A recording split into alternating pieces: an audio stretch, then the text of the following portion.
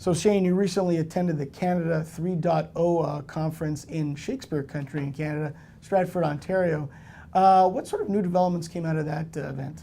Well, it's an interesting event. It's really focused on what they're calling digital media and how it affects organizations across the country, not just large organizations, but really SMBs as well. And I was actually there to speak on a panel about how SMBs can use digital media to be more productive. And you could kind of define digital media in a lot of different ways, but my basic messages for them were that if you're using some of these tools, you have to not only think about how much more you can do with technology, but also the ways that you'll be measured. So in the media industry that we're a part of, it's not just about people putting an ad on our website and hoping to get brand awareness. They're much more interested in how engaged our audience is, how many times it was visited, and what people are doing with the content and that sort of thing. So I think changing the way it's measured. The other thing that we talked a lot about was that you don't always have to create something custom in order to compete at an enterprise level. So there's a lot of off-the-shelf or fairly low-cost tools that are entering the market, and some actually that a lot of channel partners can probably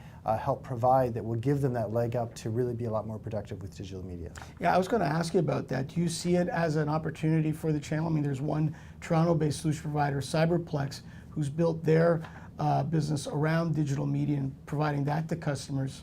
Yeah, I do think there's an opportunity. I think there's going to be a lot of education required because whenever some of these new opportunities come up, whether it's around cloud computing or virtualization or big data or whatever the new flavor is, I think the first thought in a lot of smaller organizations is, well, we better develop something. And really, there's probably already something that's fairly standardized that has been developed. It's really more a case of how do you implement it and how do you integrate it within your existing systems and processes. And that's really the value that the channel can provide.